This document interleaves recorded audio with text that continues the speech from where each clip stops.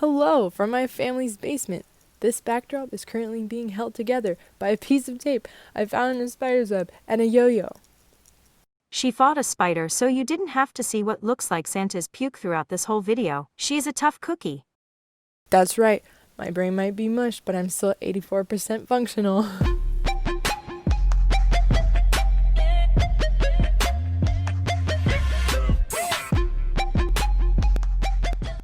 Yeah, I cut my bangs because I just spent 12 hours studying for a final and then I took it and I still have 2 more. So honestly, I think I should get an award for making it this far.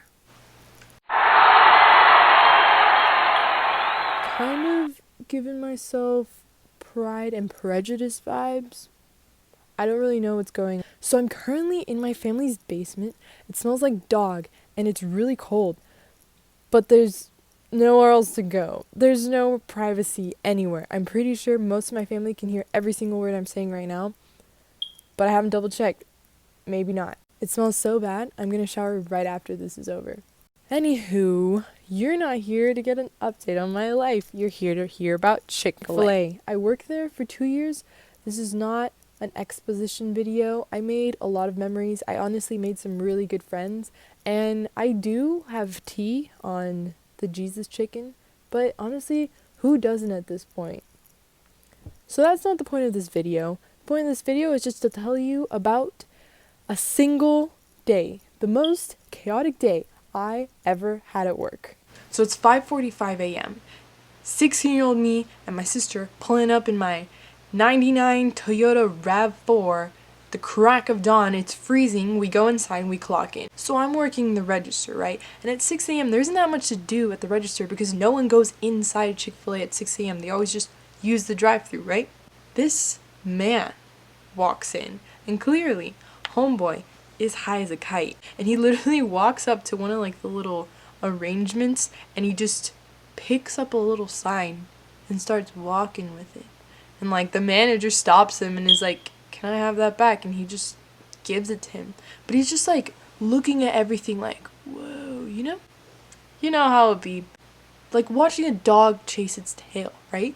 For like 45 minutes. There's nothing else to do. So I just watch homeboy like walk around, pick up like a straw and just stare at it and pick up like random things and just have to ask him to give them back right after he picks them up. So we're like, oh, that's funny, whatever. And so it's like 7 a.m., right? And he leaves the store and we're like, all right, we got to get ready because we're actually going to start having people now. But we didn't really. It was kind of a slow morning. So we watched him walk out of the store, right? And we watched him play freaking Crossy Road on the street. So the street right outside the Chick-fil-A is like 2 lanes on each side. So it's like 4 lanes and there's a divider. And homeboy took like 15 minutes to cross this street, right? He's like stumbling on there, super slow, like not paying attention at all. Cars are honking and beeping, like swerving to not hit him, and he just like doesn't give a frick.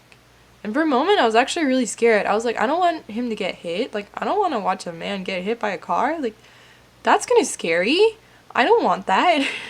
But eventually he makes it across the street and we let it go. We get to work. Like 10 minutes later, we hear sirens, we hear fire trucks, we see the whole 9 yards, the ambos, the popos, the fire trucks.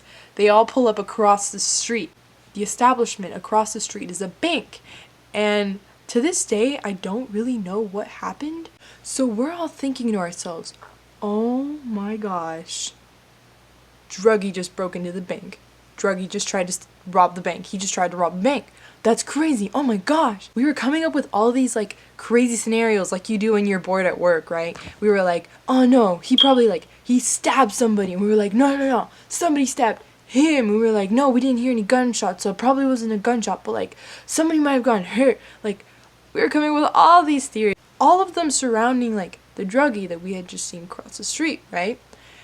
And as we're talking, I'm like, guys, I don't think it's the druggie because I spy a man taking a squirt on our property.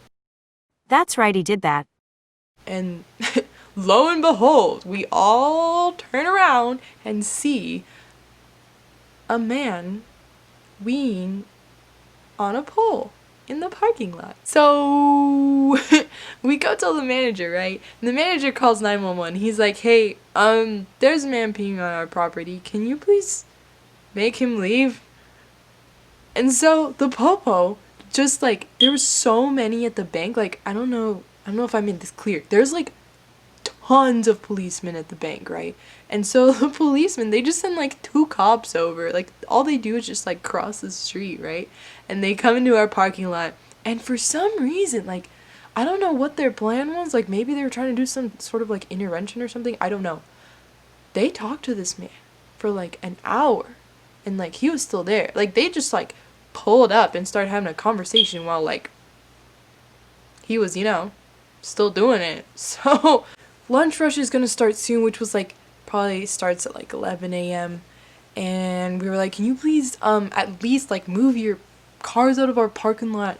And so I was inside all morning, but they put me outside, which I hated. It was freezing cold, and There is definitely a lot of trauma behind that.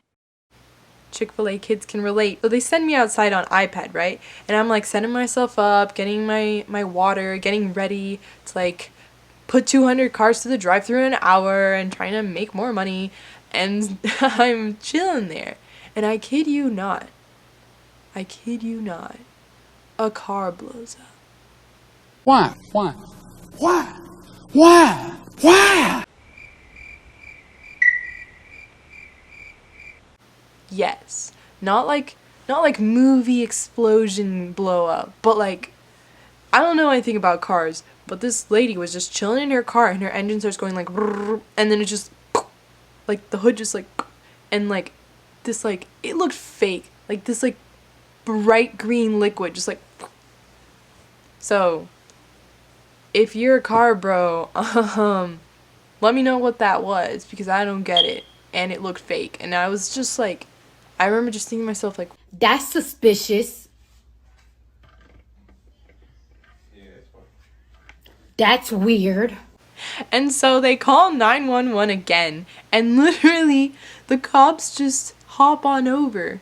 At this point there was like some cops and an ambulance near the man who was peeing, but they just like skirt on over to the car that just blew up. And so I'm just minding my own business because the managers kept coming out and they were like, just focus on what you're doing. It doesn't matter. Just keep working. Doesn't matter, right? I hear some voices coming from the other side of the parking lot, right?